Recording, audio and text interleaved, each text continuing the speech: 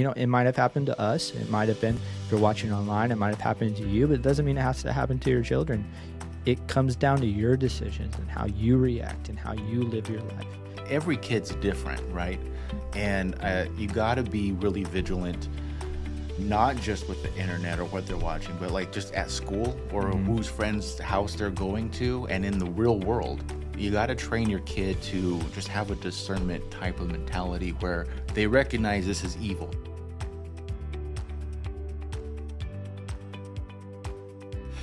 Hello, welcome to the LCI podcast. I'm Joseph, joined with Jeremiah and Justin, and today we're going to be talking about being dads, to help support all the dads out there, kind of ask some questions that'll help us think about how we can become better dads, and also any of those that are expecting to be a father soon, kind of help support those guys too. So first question I kind of want to ask is, how long have you been married, and how many kids do you have? What are their ages? Okay, well, we just did the math, so we got this right. No, I've been married 19 and a half years. I got the half. So. Yeah. No, I've been married 19 and a half years to the same person. And One wife. Wonderful. Wonderful, beautiful wife. That's awesome. Now, we have two kids. My daughter's 18 and my son's 16. Okay. Awesome. All right. Justin? I've been married. We did the math. 12 years. October 12th, 2013. And one more month, we could have been 11, 12, 13. But, Oh, whatever. man. Yeah. No big deal. Didn't want to wait that month. Didn't want to wait that month, I guess. Been married 12 years. Have a little guy's 4. And had multiple children through foster in the house at some point of our journey. So Yeah. That's cool. This wasn't planned, but how was it having different ages? Did that help prepare you for having your son? Well, we went from no kids, never being parents, to overnight having a 1 and 3-year-old in the house. And so that was like an instant parenthood. So it was a lot of learning. How long were you married before you had that? Wow, math. Let me get the calculator Probably out like again. 9 years, 10 years, somewhere in there. Okay. All right. Yeah. And so when we started that, we went to 1 and 3-year-old. And then we had about a year later had the 6-month-old. Or the newborn. At the time, he was a newborn from the hospital, a couple days old. So we had a newborn, a 2-year-old, and a 4-year-old in the house all at once. Wow. And never had any experience before. So it was would a be tough. journey. Just Yeah. But right now, we fire. only got the 4-year-old. So we're That's a little enough. calmer now. Yeah. Yeah. How about you? I have a 16-month-old, been married for 2.5 years now. Had to do the math before this too. 2.5 years. He's actually going on 17 months. Before we had him, always I hate when people do he's 32 months old. It's Talking all about right, the then I months. gotta do you're the all math. 17 I was like- months. Yeah, I so was I'm thinking like, that's about a year and a half. he's about a year and a half now. So, so you don't have to do the math. When did they stop that? They stopped I that don't know. at 2 years, don't they, He's or something like that? 73 months old. He's 125 months old. I don't know. I think they stop it at 2 years. Okay. Yeah. Yeah. like You that. want to Very say cool. 24-month-old. I have to keep that rule of thumb in mind. So Yeah. but yeah, so little boy, and then I've been married for 2.5 years. So yeah, it's been great. But Well, how long were you married before you had yours? Yeah, about a year. A year? Oh, so he was Yeah. right away too. Yeah, so after about, this math isn't math, and so I'm just gonna say it, and it might not make sense, but I think we were married for 4 or 5 months whenever we found out she was pregnant. Yeah. Yeah. And she was pregnant for probably 3 months before we even knew. So yeah. Wow. So yeah. How about you? When did you have your first? What When point we of had a marriage? 1-year anniversary, we had a newborn. Oh, wow. Okay. Yeah, so it was right away. Yeah. We're pretty much close to that Yeah. same timeline Yeah. as you. Basically Yeah. the same. Mhm. Yeah. That's What cool. about you guys were married 10 years, Yeah. right? Yeah, we you were said married 9, a 10 while years, right? before we ended Yeah. up getting involved. I mean, we tried, and but we had some complications. But I think we tried after the first year, so Okay. we Yeah. would have been in the same boat basically. Right. Yeah. But life had a different plan for us, but Mhm. it Yeah. all worked out. So We we tried a puppy at first, and that wasn't Yeah. satisfying the baby fever for her. I was like, Dude, we got a puppy. The and that puppy was thing like, never works, dude. Don't fall for that shit. Well, and then you have a child, and then you have a pup. You have to deal with a dog Oh, and a dude, child. yeah, I know, and right? the dog gets on your nerves. at that Yeah. point. You're Or like, the dog's poor really dog. well behaved, but the kid isn't, or vice versa. Or vice versa. Yeah. Yeah, it's Yeah. never you never have a good dog and a good kid. Yeah. One's always a wreck. Yeah. Ours get along pretty good though, our dog and our son. That's good. But I know for me, and I'll ask the question like, what surprised you most about fatherhood that no one prepared you for?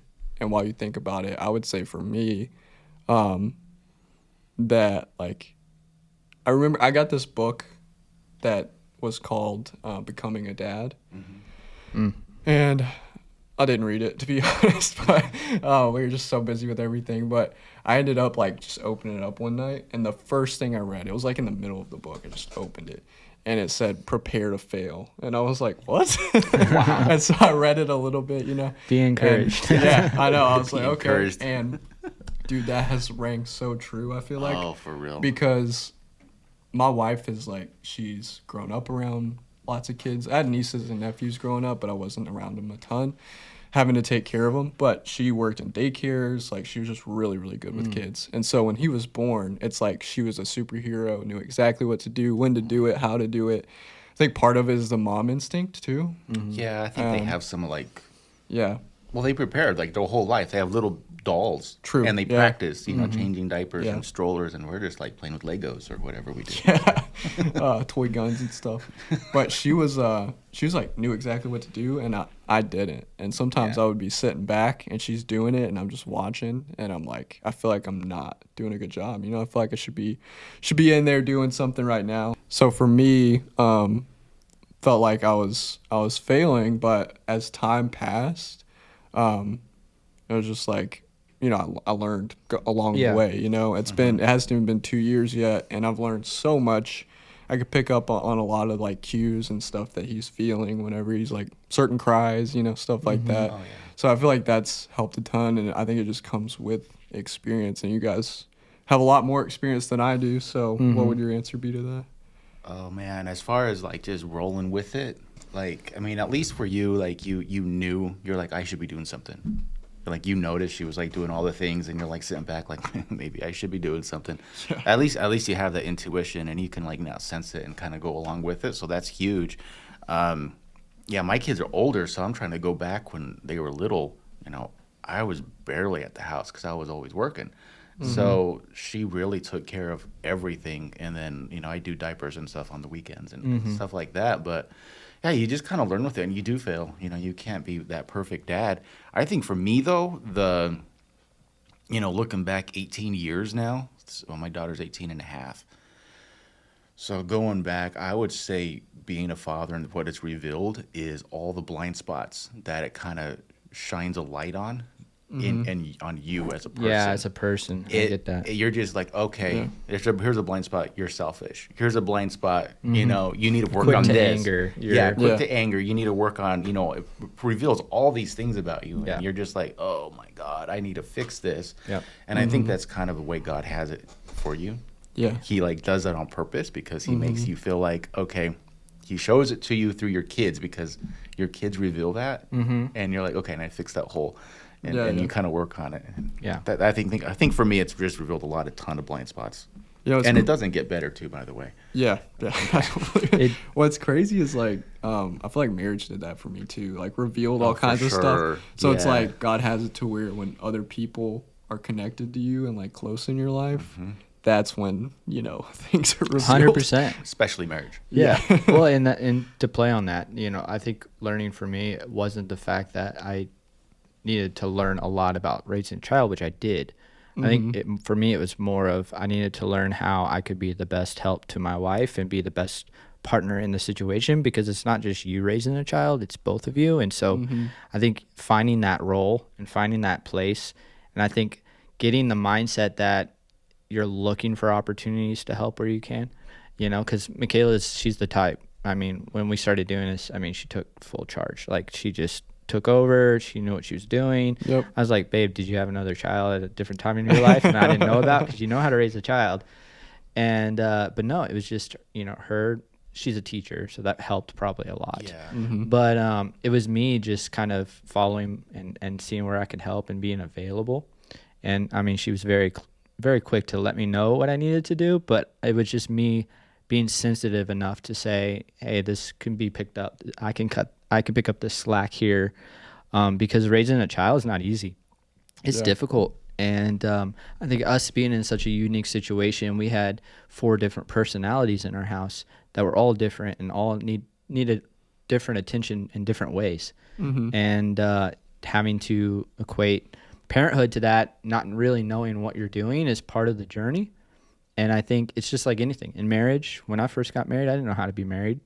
Like there's a lot to being married. There's a lot of effort you got to put into it. There's a lot of things you got to learn, a lot of things you got to step up and do and take responsibility for. Mm-hmm. And I think it's the same as being a co-parent with someone else. Seeing that it's a teamwork kind of situation. Yeah. And I think that sometimes having a child brings you closer to your spouse in many ways, because you have to depend on them and they have to depend on you even more. And so I think it's a wonderful experience. Looking back, in the moment, it's probably terrifying and scary, but I really do think it helps you learn that you're not alone and that it's a team-based thing, and that you and your wife are really there to work together. And she might know a little bit more about the parenting side of it, but that doesn't discount you and your position. It just makes you realize that she has opportunities to say what she needs, and you got to step up and do it. And so that's really what I took to that. Yeah, that's a good point too. And when you said that, it made me think that like it's different for every person based on your spouse, Yeah. or who you're raising that kid with. Because 100%. I feel like when you're married, you're married. I thought I had sisters growing up, so I'm like, I'm gonna be this trophy husband. I'm gonna know exactly what to do, and I was so wrong. No, I know. Because I'd not been around my wife my entire life. It was just a year before we got married, I think, and so it's just learning all these things about her, and then when you have a kid, you learn more about your spouse and what they need. And before marriage we had counseling and we set those expectations. Before you have a kid, a lot of time, for us, I don't even think it was a conversation about like what I expect you to do, what do you expect me to do, but I think it's healthy, to kind of have that in place almost. But then I feel like those conversations will just go out the window sometimes too, because one person's super tired and you got to pick up the slack and stuff like that. I thought you were gonna say before we had kids we had therapy or counseling, and then after kids we had even more counseling. But you didn't say that, so I felt yeah. Hey, we probably need it, honestly. I think everybody needs it. But go ahead. I was gonna say, we're talking about the wife's role and the husband's role. I mean, there's God ordained roles, of course, right? And we follow those. But sometimes the wife's better at finances than the husband, and things flip and flop a little bit. But okay, who's doing the dishes? Who's changing the diapers? And don't keep score, Yeah, 100%. Because you'll be like, well, I changed the diapers all day this weekend, and you didn't do nothing. No. You don't want to argue. How would they do it? We didn't do that because my wife's perfect. But right, keeping a scale. You don't want to keep that scale and be like, I'm the one who does everything and he does nothing. No, that doesn't work. And all that does is bring strife. That's why I was like, I had to reiterate on me personally, look at myself and what I contribute and say, can I contribute more? Not looking at them and saying, what are they contributing? Because it's not a comparative kind of thing, and it's detriment. And I think and this is huge, and I think this is a lot of weight on our shoulders, is that when children become part of our lives and we have a family, every decision we make not only affects ourselves, not only affects our spouse, affects our children as well. And so they see that. They see how you interact with your wife. They see how you handle situations. They see all that, and when they start getting to the age like my guy is at 4, everything starts getting repeated. Everything starts getting even not just words, but actions. and temperaments and all those things. They see those things and they start instinctively. They turn into the ditto. They start mimicking. It's those so things, easy to say, well, he's 4, he's not even 2. You Yeah. know, they don't remember. They won't 100%. remember. I think they do. I think they do. Yeah. I mean, they might not know verbatim how it played out or something, but they know how those feelings are. They know the spirit of the house. Like all that stuff plays into it. And the crazy thing is they're not old enough to really know how to control it either, like their emotions. And so they just know they're they scared. just experience emotion, or and they know they're afraid. They don't get know. the pure outburst of what that emotion gives, and they're not able to show restraint. And so then you look at it and you get frustrated because they're always like cranky or throwing fits or whatever. But then you got to think about it. It's like, it's them trying to handle emotions of something they saw and they are experiencing. They don't know exactly why, fear or anger or frustration or sorrow, And so I think it's just really important to be Christ-like in the household and try to hold yourself accountable to your spouse, to your children, and to God, and keep yourself in check, because like I said, everything you do as a father, it affects not just your wife, it affects your children too. And so I just think that, and for me in my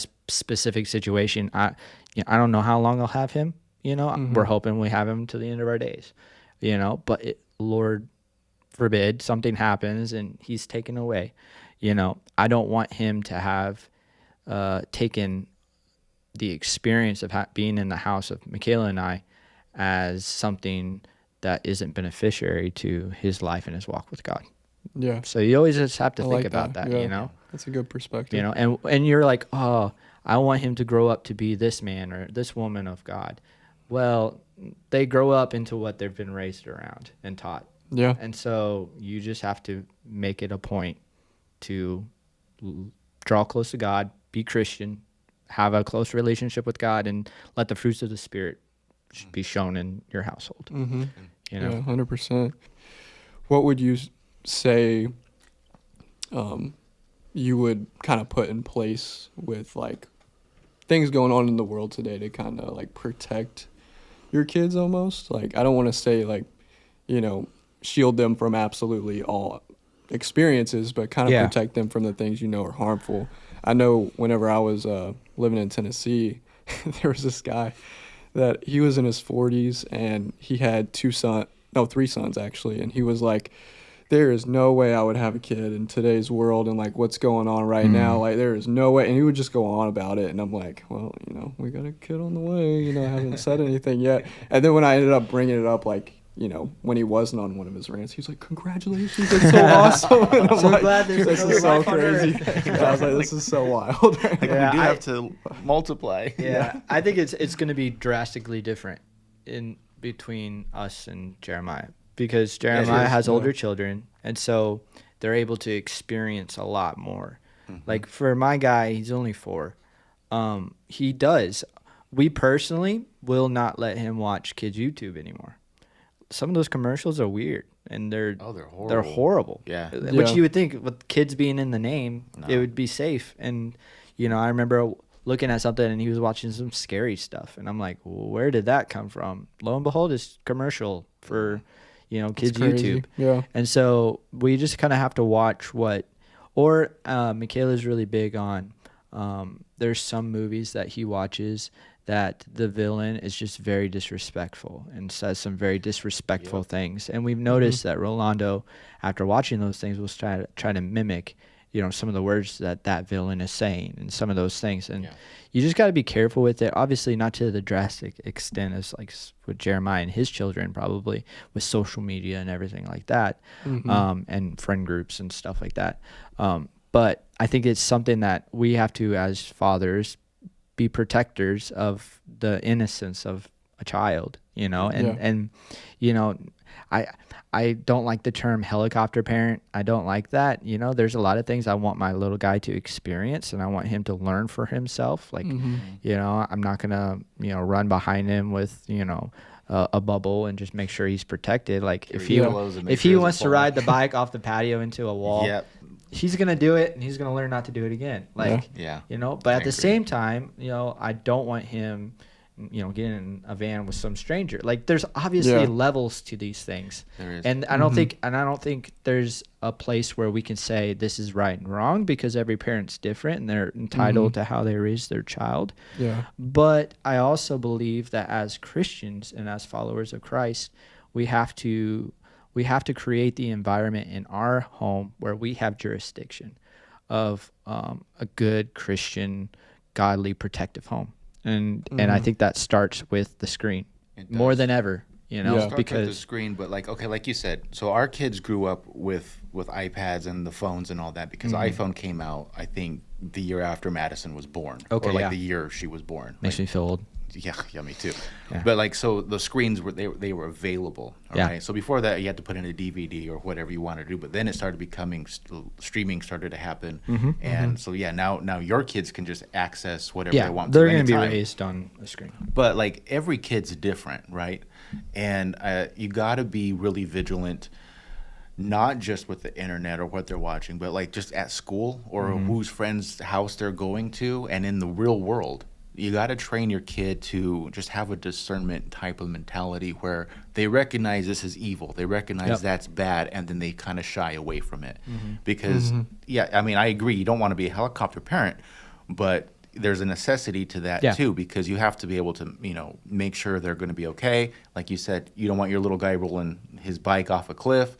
But at the same time, you're going to let him kind of hurt himself a little bit, but you're not going to let him die. Yeah, But did you die? Yeah, you protect him, but at the same time, But I agree with that 100%.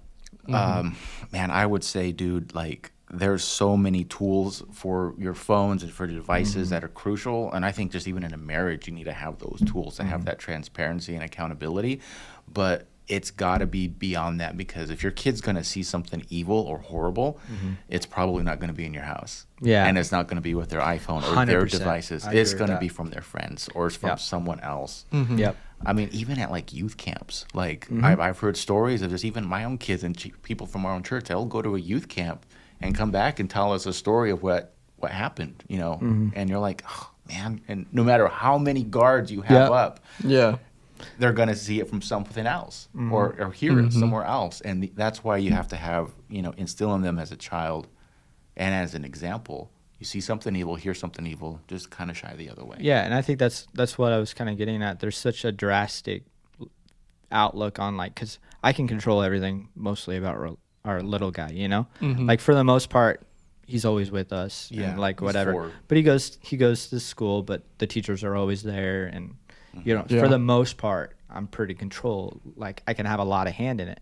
But then they'll get to the age to where you see them less and less, and they're around people more and more. But I think everything he says is something that I have to remind myself, and I'm glad you said it, because it's really starting me to think to start him young.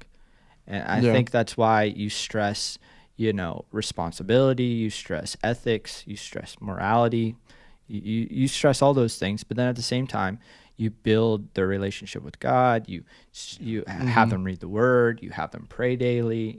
Get them to where they have the Spirit, and they can start sensing the Spirit. And we talk about having what's the thing inside you, not the Spirit that's talking to you, but the other word, conscience. They talk about conscience, and I believe that there's something in your mind that says, yeah, that's not right, or it's not right.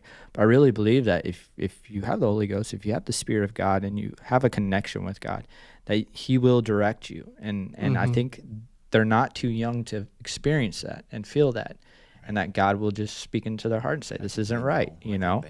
We have that moral compass. We're part of we're creating God's image, right? So that DNA is in us, and that moral compass is in us. It's outlined in the Bible what's right and wrong, but you just know what's wrong. Yeah. You can feel it. Yeah, and I think there's a huge difference, and I've noticed this, and I'm maybe Jeremiah, you can talk on this a little bit, but there's a big difference between when I teach Rolando something as the father, as he just looks at me as almost like a celebrity in his eyes, I feel like at times, not that I want that or crave that, but the father has this responsibility to step up and lead the family. And I think children see that, they sense that, They understand that you're there to lead them and guide them, and they might not like it at first, and whatever thing like that. And maybe there's some rules and stipulations you put out there that they might not agree with. I know, looking back in my teenage years, there were a lot of things my father told me not to do, and rules I had to follow that I didn't like him for. But looking back, I'm so glad that he did. Yeah. You know, and I think we have to put our foot down at times and say no, or say at least, you know, remind them the crucialness of their decisions. You know, with great power comes great responsibility. Right? I say that because my little guy's obsessed with them. But I think it's, as a father, we have so much sway in a child's mind, or in a young person's mind, that it's our responsibility to say those things and not stay quiet, and guide them and teach them to be self-dependent on the relationship with their God. Yeah. And then also with themselves, and say, you know, my body is my temple. And it's my responsibility. My body is my responsibility to keep clean, and my responsibility to keep holy and sanctified. Yeah. And I think that comes through teaching and guiding and giving revelation through the word. Yeah, and they mirror that. From And they you. mirror that. Yeah, they see it from you, and they'll do exactly Right. And what I it look is. back, I look at it now, and like, yeah, I want my child to be completely successful financially when he grows up. Yeah, I want my guy to be really happy in marriage and live a full life with lots of children and blah, blah, yada, yada, yada. I want that 100%. But I also, more than anything, want him to have such a close relationship with God, and not full of sin and not full of wickedness, and walk away from God when he gets older.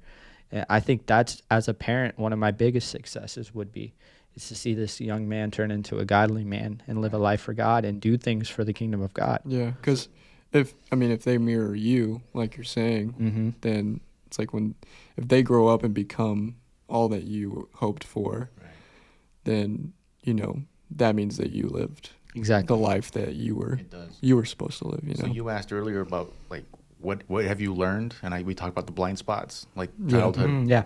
So they're the worst thing is when your kid mimics you, and it's not a good thing. Yeah. You know, because they're 100%. reflecting you completely. Just Or the way, when your wife Yeah. says, that's you. yeah, like that's Like, you. oh, I and you're know like, it's, and then you know it's I me. would, Yeah. I You would don't say wanna something admit it, like but you that, know or I it's would you. do something Yeah. like that, and that's not good. So, you know, if your kid's reflecting an image of rebellion or something that's not very godly, you got to be like, okay, where did he get that from? And it's probably from you. Yeah. Unfortunately, Lead by example. And like, where am I messing up? You know, so there's that part, but then there's also nature and nurture, right? We've all heard that, like nature versus Yeah. nurture, and I think every kid they develop their own personalities, and then some of it you can develop just by the habits and the things you have in your household, the guidelines and the rules in your household. So there's nature and nurture, but like the things that your kid is doing now, you're recognizing, okay, he disobeys, he tests, like some kids will test, right? They're like, Our don't touch son the tests stove. like crazy, And he'll be man. like, okay, I'm going to try and touch the stove. And they're like, okay, well, that's a kind of a personality thing, and it's probably not going to go away, to be honest with you. So I could say it with my kids too. Like, you recognize little patterns and little things, and then like as they grow up, you can still recognize it, but you use that, like Justin was saying, a helicopter parent. You don't want to control them, but at the same time you want to be like a game of chess and be several moves ahead and be like, okay, he's going to react this way. How am I going to push him towards the direction he needs to go? Exactly. Knowing his habits when he was a kid, as a teenager, you could see where they're going to go. 100%. So, I think part of that too is just being connected and aware and present. You know what Present, I mean? 100%. Like you mentioned, early stages of childhood, you worked a lot. Like I work a lot. So Bella watches him all day, and then I come home and like I try to play with him and roughhouse with him and change diapers, do, you know, everything that I can do with the time that I have with him.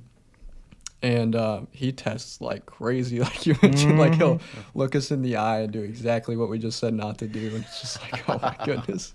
Yeah. So you're at your most vulnerable, getting off work. You're all stressed and tired. yeah, and you're worn out. tired. Yeah. Yeah, I think that's one of the, you know, for starting a business, and there's a lot of stress to it, whether it's not necessarily being busy and trying to get it all done. It's the fact that, is there enough, and is this going to grow? And there's a lot of stress on it, and not letting that come home with you, Yeah. And in your relationship with your wife and your relationship there, but also in your children, you know. Yeah. And I think he doesn't know what happened to you all day. He doesn't know They don't all get the it. major decisions you had to make and those things that didn't go right and you're Mm-hmm. trying to fix and it's on your mind. He Yeah. doesn't know that. He just sees a father that came home and was ready to play. You know what I mean? Yeah. Every single time, our little guy, when I come home, I mean, he's 100% wanting to show me what he did that day or what he got. Usually it's what he got. Yeah. And all he wants to do is play. You know, eventually, like, he'll start swinging hands. He'll start punching. And I Yeah. know it's time to roughhouse, you know? Yeah. And so it's one of our responsibilities to just leave it at the door and try your hardest. I know it's hard. And it's something you have to grow and learn. It's a skill, and I'm learning it, you know. But, you know, they see it. They see everything and how you react, how you know, if you come home frustrated and irritated and everything you say is talk back to everything that was mentioned to you, you know, they're seeing that, and they're gonna instantly, right, act out on it and follow it instinctively. Yeah. How would you say that you can stay, and this is probably a general like way to say it, but how would you say you stay emotionally connected to your kids? Emotionally connected? I know when I was growing up, like, this is something I just recently thought about, and I asked my mom, like, you know, always felt connected to her really well, and my dad, like, just there was a difference. I mean, and he worked a lot. Not saying that that's a bad thing, because it's definitely not, like, we're meant to provide, I feel like. But then when he would be home, it's like he almost wasn't home, you know? And so I think that makes a big difference in how your kids turn out, because dads, I think, are super important. But my mom, like, super connected to us emotionally, like, felt like I could talk to her about anything, and that's the relationship I feel like every parent wants with their kids, that they can just come and be open. So how would you say that you are able to stay emotionally connected? I think there's different stages. So my kids are older, you know, yours are littler. Mm-hmm. So you're connecting with yours now just by playing with them when you come home, and that's all they know, you know. Mm-hmm. Dad fun, you know, if I'm in trouble, dad's probably going to spank me or do whatever it is, you know, that you have to do. Yeah, yeah. But I would just be consistent. Yeah, 100%. Because you can't force a relationship with your kid, even if you're the most perfect dad. Mm-hmm. Yep. You know, perfect spouse, perfect dad. You can't force your kid to be emotionally connected with you. It's going to happen true. organically. Mm-hmm. And just being consistent, being always present, and always be available for them. You know, even when you're like, you're dead tired or you're just not in the mood, help me with this. Okay, I'm going to drop everything I can do. I'm going to work on this with you. I think if they could see that, those times of emotional connectivity will come. It might be in a car ride. It might be, you know, over dinner. It might be playing a game with family. But they're few and rare. But when those connection times happen, you recognize it as a dad. 100%. And you're like, oh, this is it. And you just speak that wisdom into them, or that little bit of trust kind of grows. And I would just say, don't force it, Yeah. but definitely always be available and be consistent. Yeah, I think it's different between a man and a woman. And I think women are just instinctively more nurturing and more connected to emotions. Like, my wife can tell when Rolando's upset before I can. Like, Yeah. there's times I look at They Roland, just like, have that instinct. the dude's fine. Yeah. It's like, Just no, there's chilling. something wrong. Instantly, like 2 minutes later, he's throwing a temper tantrum, you know, because he's upset about something, you know? And so, like, I think there's a difference, but I think that doesn't give us the right as men and as fathers to step away from the emotional part of it, because I'm in a situation where we have a lot of kids with a lot of baggage. They have a lot of stuff that they went through as kids, taken out of homes, you know, stuff like that. And you have to be very sensitive to that. And so, you know, I grew up in a family where my father, who was my stepfather, was way older than what probably a kid my age normally would have a father. And so I didn't get the whole playing with him a lot when I was young. Like, we didn't throw the ball around. We didn't, you know, most of the time it was him sitting there, you know, telling me to do chores and whatever. And I just felt real distant because of that. And it wasn't necessarily that I had to sit down and have long conversations with him. I didn't really want to. At the time, all I wanted to do was spend time. You know, I think time for a child, especially when they're younger, like you were saying, is one of the greatest things you can give a child. Attention. That's all they want. They want attention, Mm-hmm. you know? And so that's why I think, you know, my little guy, he could have a really bad day at school. And he's had a few recently, and we've been having to try to handle it.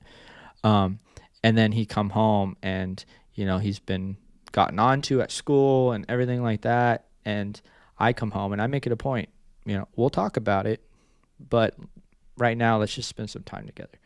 Because what I want him to do is I want him to realize that life isn't all about those things. But I want him to feel loved, and I want him to feel cared for. And I think he'll be more receptive when he feels that love and he feels that care when I do come in with correction.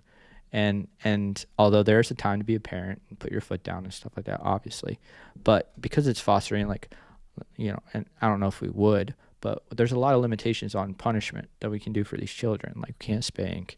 Like, really, when we were fostering, they didn't want us to even use the word timeout. Like, there was a lot of stipulations on how you could show correction. You know what I mean? And so we had to be very careful with how we did it. And I think it helped us realize as we grew as parents that it's not all about that. It's all about learning and teaching them to grow and to be better and want to be better. I think there has to be an urge to be better. Yeah. But I say all that to say that there are times where I have to realize that spending time with my little guy is one of the most important things I can do, connecting to him like emotionally. And as I get older and he gets older and he wants to start talking about stuff and stuff like that, obviously, like, you need to be open with conversation as a man. It's hard to do that. It's hard for me to do that with my wife, but it'd be even hard, you know, to do that with my child. But you just have to be open and willing to be uncomfortable at times and say things that need to be said and connect with them and do those things and not shy away from it or forget about it. It needs to be on your mind. And I'm one of those people, you know, one box open at a time kind of thing, you know? And so, and I'm really good at multitasking, but not when it comes to stuff like that. And I think it's because I just don't put much priority on it. I wasn't raised that way, and I just need to be. And so it's a growth thing. Yeah. But I think just spending time and being emotional as not emotional as a man, but like, and I think that's part of it too. You know, we're raised to be tough guys, right? We're raised to hold everything on our shoulders and not complain about it and just be a man. You know, that whole talk, you know, be a man. And I think there's a lot of times about we need to take responsibility. We need to step up when things need to step up. 100%. I agree with that. But also, I don't think we need to shy away from emotion. No. Like, we don't need to shy away from speaking into people's lives and talking about their feelings or how they're feeling in the moment and not disregard it just because, you know, you were raised that way. Yeah, so you got to be that authority figure, but you also have to be that safe place at the same time. Exactly. Yeah. Exactly what I was trying to say, you know. And so I think it's a growing thing. I think it's something you learn over time. And Jeremiah, you can be a testament to that. Is it easier now than it was when you found that place to connect as a child or to a child? No, it's always evolving. It's always evolving. 100%. And even when they're going to be 20 with their own families, you know, and they have their own kids, it's going to be a different game for me then too. Well, yeah, and you don't lose a father. Like, no. Until my father passed away 2 years ago, like, I knew I could always call him if I had to talk about something. And you know, I'm 30, 4 years old. Yeah. Like, you know, I'm older, you know. Yeah. But I still, if I had a question, or even if it wasn't anything big, like some big decision in my life, like, it was like, how do you fix a weed whacker? You know, I would call him because I knew I could call my dad, and he was open with conversation. Yeah. You know, at least, you know, that's what you kind of strive for. Well, that's so scary. Like, so earlier this year, you know, my dad was diagnosed with cancer, and, you know, thank God, you know, he's healed and things are looking good. But, you know, in the back of your mind, you're thinking, okay, well, one day I might lose him. Right. Okay. And so many people that I know of have lost their fathers. And, you know, you don't want to take for granted that, okay, dad's always available. You know, so I'll be 44 this week. And so, you know, and even as a 44-year-old, you still want to have that dad to be there to answer your call and he's still the voice that's kind of in the back of your head, kind of like a conscience, saying, okay, would he do this, or how would he approach that kind of thing? And you want your kids to have that too. 100%. That authority but safe place, like I said, you want when they're doing something wrong, I don't want them to be like, I gotta hide it from my dad either. I want to be like, I need to go ask dad what I would do. Man, I messed up. Call dad. I don't want them to be like, let's hide this. And God forbid, we ever lose, my dad or anything like that, and then I become the patriarch. Yeah. But I want that voice to be in my kids' head. Even when they're adults with their own kids too, and in a good way. I don't want to be like a narcissist where I'm controlling them and being a helicopter parent, even in their adulthood life, right? Yeah. But you still want it to be where there's that gentleness, where like, okay, I can call dad. And I heard a pastor I used to have, he said that a lot of times, and I think it comes down to conscience, but the way you hear God in your head or the way you view God is how your dad treated you. And so, and I found a lot of truth in that, and other people I've talked to as well have. And basically what they're saying is like, if you feel like God's beating you up all the time, like your dad may have been pretty hard on you, and had really high standards that you felt like you could never meet and things like that. Yeah. And so just like you guys are talking about, having that, being that authority figure, but also like knowing when to show grace, being the safe place, but also being the authority figure, I think is huge. They call it the fear of God, right? Mm-hmm. Like the Bible says you have to have the fear of God. Right, yeah. I mean, that's the beginning of wisdom. That's the beginning of salvation, and you got to have the fear of God. But it doesn't mean you're scared of God. Yeah. And you want your kids to show have reverence. A good reverence. And we're supposed to be the way that God was to the church. He died for the church. We're supposed to be that for our 100%. families. And so, we need to have that, like you were just saying, Joseph, to... I mean, I think feel like we're rabbit trailing a little bit here, but that's okay. It's all good stuff. Yeah. Just be that authority, that firmness, but at the same time extend grace the way that God would give us grace. Yeah. I think every time He gives us I don't think grace. it's derailing because I feel like there's such a perception of what a father needs to be, but ultimately a father, there's such a, some people look at it as like a one-page book. But there's such a dynamic, large amount of qualities that a father needs to have to be a successful father, to be a good father. Yeah. And I mean, I'm sure there might be some here that can talk and some that are listening online that know what a bad father looks like. And I've experienced it, my father was great in many things, but he was very tough in my teenage years, like very quick to anger and, And because of that, I mean, I check doors 3-4 times a day, or 3-4 times when I'm locking up to make sure it's locked. And that was instinctively from my father. That would always get on to us if we didn't turn off a light quick enough, or if we forgot to, whatever.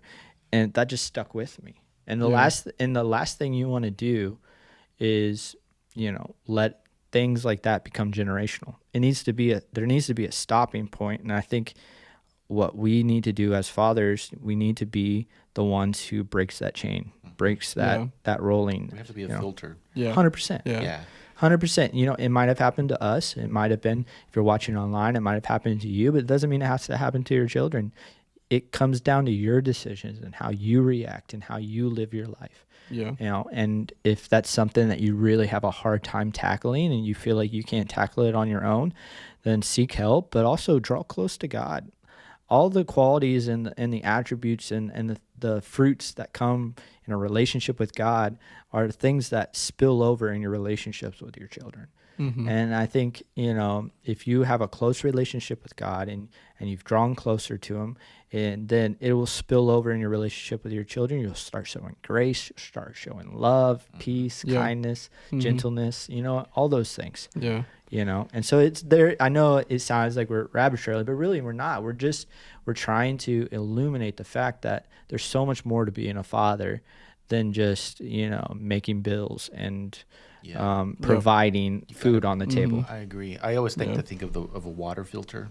So when we would go camping as a kid, we had these like handheld water pumps, and you put them in the stream and you pump the water out, and like they'd go through the charcoal and the filter. That's how we're like that filter as dads. we're getting life and we're pouring it into our kids, and we're teaching them, our kids, all this stuff. But even then, sometimes the water that comes through after we filtered it is still a little dirty. It's a little cloudy still. Then you take that water and you filter it again. And that's like every generation, a father's responsibility to filter out past sins, past, trauma. And every kid gets a better standing point or better footstool to do better for their kid. So that way future generations, the water or the kid, they come out, the families are just that much better. And I love that analogy because, like, and this goes back to the boundaries a little bit and like filtering things. But I know for me, and I love my dad, he had no ill intentions, but there would be things that come across the screen and he's like, oh, like, changes the channel. He's like, I didn't know that was going to be there, and it's like, all right, well, now that I'm older, I'm like, did you not look at like the rating of what we're watching here? And so now, like, for me, like you said, you can't control everything that your kids see, but you can control what they see in your house, and so that's been my mindset raising our son, is like, well, I'm gonna make sure that he's not exposed to anything he doesn't need to be exposed to here. He might out there, and I can't control everything that happens out there, but I want me and my wife to be open with him and him be open with us. Hopefully he feels open with us if we're, present and, like you said, being consistent, to where if he does end up seeing something that's a little confusing or he doesn't understand, he can come to us about it and we can explain it a little bit. Yeah, and I think it's really important that way, but then I think it also spiritually, lead by example. Yeah. I think that one of the things, I try my hardest to do is incorporate, how you draw closer to God through reading His Word and stuff to our children. Yeah. We read a book. We do like a funny book at night, but we always say a prayer, right? And we always pray, and we let Him decide who you're praying for. Like, we have the few that, like, you're going to pray for no matter what. But they're, like, we randomly, whoever he dealt with that day is usually on his mind. And so he'll pray for them. And it's kind of cool to see. But I think, he mirrors your walk, with God. And I think that's a testament. But then I was also, at times, it weighs heavy on the heart. You're like, man, am I really drawing close to God like I need to? Am I reading the Word as much as I need to? And my conversations godly? Am I being a witness to other people?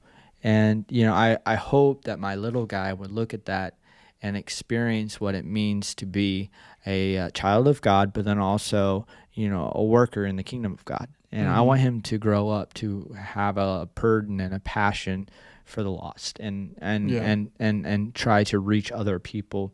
And I really think he'll be better at it. He's more socially outgoing than I am, but I want him to have all the tools he needs to be successful in the kingdom of God for God. Not for accolades or achievements or poster boards on the wall of certificates that you acquire, but also to be rewarded in heaven for doing what you did, to living a godly life, to reaching other people, creating disciples. And I think that's led by example. You gotta place God at the center of your house, conversations, your trajectory, your readings, everything. So it's not just like, here's what we don't do or here's what we avoid, but it's like, what are we pursuing? And what are they seeing us pursue? Yeah, I like that mindset. And how would you say that, I can't really ask my son, but how would you say that your kids view you as a dad, and how do you want them to see you? And we've probably kind of touched on that already. But right. I think a lot of people look at it as Superman, right? That your children always look at you like you can do anything, lift anything, throw anything. Like, I mean, there's times he comes to me, is like, Dad, can you fix this? No, you broke it. Like, they're not fixing that thing, but he thinks I can. You know what I mean? So like, that's awesome. Yeah, put it back together. It is a lot of high expectation in a child's mind of what you can do, but honestly, I think I want them to look at me and say that I was the best father I could be, that I tried my hardest, that I gave my best effort, and I think that's all you can really do. I think it's better for us because we have a relationship with God, and God gives us insight, and God helps us grow, and we can be a better person. But I don't want I want them to look at us as me, as someone who loves them, cares for them, will do anything for them, and ultimately wants them the best for them in their life and their walk with God. So I like that. I think it's kind of a twofold question for me. Mm-hmm. Because I see, okay, how do my kids see me now?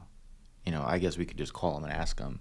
Right. And depending on their mood, we'll get different answers. Shoot them a text. Yeah, shoot them a text. And then you got to ask, how do you want them to see you when they're older too? So I think right now I would hope, I can't speak for them, I would hope that they see me as someone who's consistent, someone who has at least integrity. That's the same, anytime I'm in a public space with a microphone or on the platform, that same person that's up there is the same person who's at home, that I'm not living two lives. And I would hope that that's something that they see, that I'm a loving dad, someone who's consistent, and they're like a good reflection of who God is. But as they're older, I want them to look back too, and not only be like, Dad was always there. Yeah, Dad could always fix it. I mean, those are good things, and so some dads are good handymen, some dads aren't. And that's 100%. Okay. But I would like them to be like, you know what, Dad loved Mom. Yeah. I want them to be like, he loved her. He was always faithful to her. I just want them to be like, that's how I want my family to be. Yeah. Like, I want my daughter to one day marry someone and be like, I want my husband to love me the way my dad loved my mom.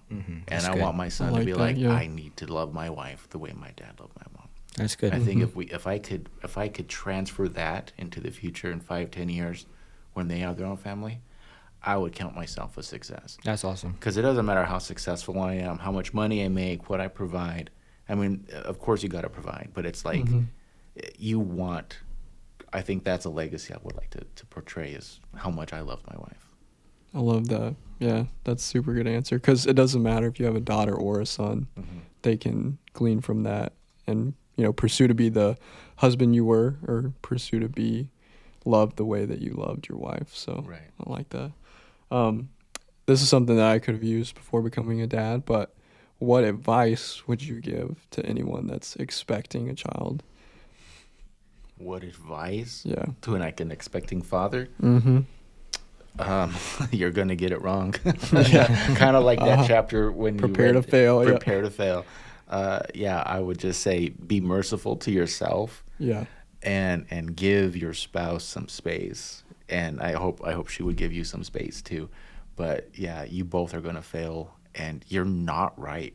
Like, okay, there's always the first kid syndrome, like we're like, there's bubble wrapped and everything is just so perfect, and everything has to be right. And then the last kid is like, whatever, go out and play. I would say, listen to the wisdom from your family, whether it's your mom or your dad, or from the resources that are available today, podcasts, books that you could find. Try and absorb as much information as you possibly can to work on yourself, so that way you could be a better father. I like that. What about you, Justin? Yeah, I think, well, I'm a little different just because, our dynamic and how we got children, there was no real expectations. I mean, we were expecting to have children in the house. We weren't next day. They didn't grow in, however months, we got 9 months to prepare. Yeah, no, it was coming from the mountain. We were delivered, But I think for me, looking back now, I would say one of my things of advice is just take a moment. Take a moment before you say what you say. Take a moment before you act how you act. Think about your actions and how you're reacting and everything like that, because, I think emotions are high at that point. There's a lot of stress, anxiety, frustrations, like worry, anxiety, and people make bad decisions in those situations because they act before they think or pray. And I think that, there was a time when we got the 2 little ones in the house. I remember coming home from our retreat, and I remember meeting them for the first time. Like, I hadn't met them before. and putting them to bed that night and laying in bed being like, I don't know what I'm about to do. Like, I have no idea. And I started getting like really anxiety driven, and I started getting really upset, like maybe this is the wrong decision that we ever made, like blah, blah, yada, yada, yada. And I remember in the moment I started reacting in ways that probably weren't the most benefit ways that really would have helped the situation. But what I should have done is just take a moment, pray, talk to my wife, think about this, like, how are we going to tackle it together? You know, have a very strong head on your shoulders, and take it with a stride. And you'll make mistakes. You'll make decisions that aren't the best or the wrong decisions. You know, you'll buy the wrong formula at the store, Right, yeah. Right, and that stuff's like $1 billion a piece, and you know, you'll buy the wrong diaper, or you'll make a mistake. I'm not saying that from experience or anything, you know, but Yeah, you don't make mistakes. but at the same time, like, when those things happen, take a moment. Don't react in anger. Don't react in sorrow. Don't react in frustration or anxiety. Take a moment. Pray. Ask God to give you wisdom. Speak to your wife calmly with a calm tone. Explain how you're feeling. Just take a moment. I totally say don't resent either. Like, if Oh, you're an 100%. expecting father, don't resent the time you're in. Like, oh, my kid's always crying. My kid's always this. I can't go out to eat. We can't go anywhere. Kids, don't resent that, because you're going to miss it one day. Yeah. You're going to miss it one day. Yeah. And every season that your little kid is in growing up, it's so special. Just be in that moment for sure.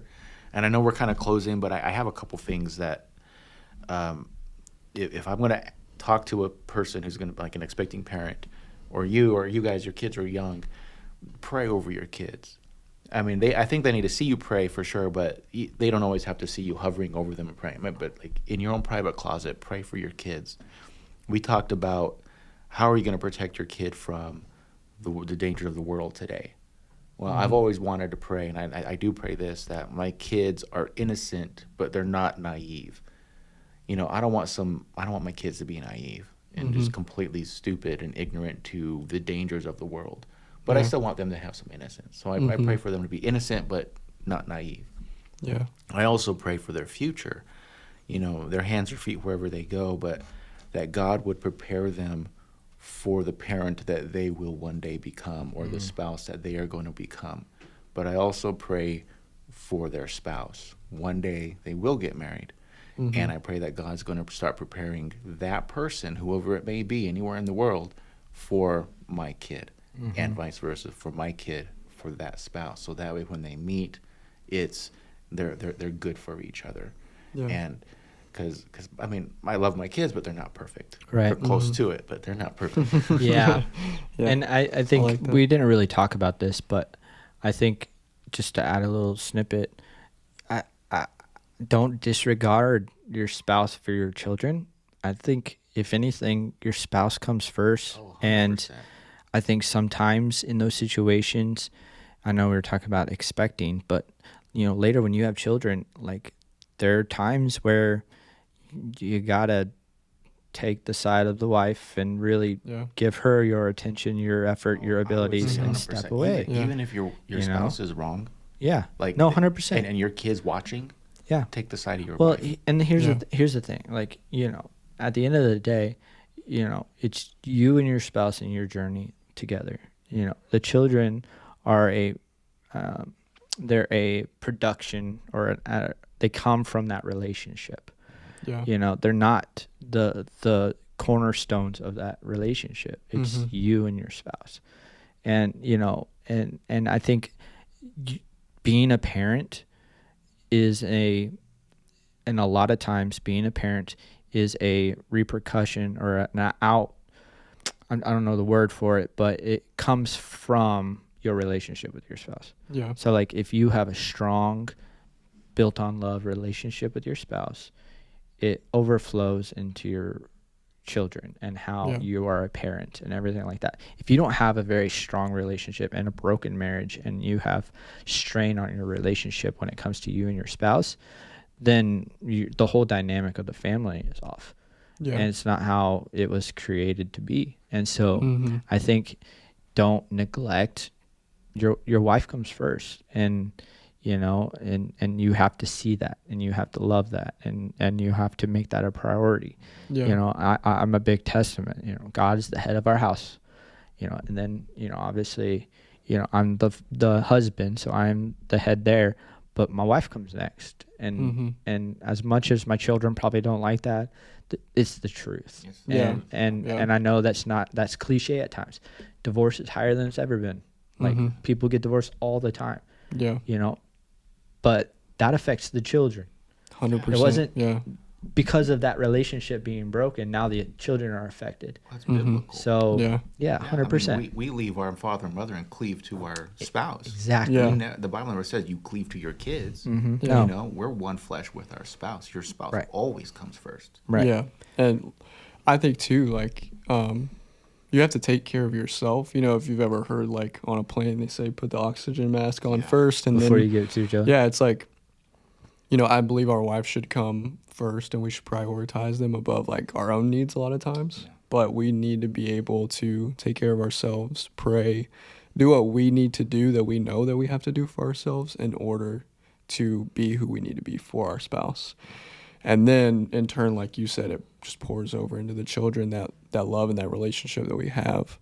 Mm-hmm. And yeah, I think investing in your relationship with your spouse is like, it's always going to be worth it. No matter what you do, it's always going to be worth, you know, the investment. Happy wife, happy life. Yeah. That's not always true. happy spouse, happy house, right? Hey, I like that happy spouse. Happy spouse, happy. Happy house. Yeah. Yeah, that's true. That's better. That's But better. this has been so great, and I Yeah. just want Yes. to thank you both so much, you know, for Yeah. bringing your experience, and you know, I'm sure this is going to help others just like it's helped me. And yeah, thank you for Yeah. just sharing everything that It was awesome. you've learned. Thanks for being on. Yeah. Thank you so much for joining us on the LCI podcast. If you liked what you heard here today, please follow us. YouTube is LifeChurch Presents. You can also follow us on Spotify and Apple Podcasts. Thank you, and God bless.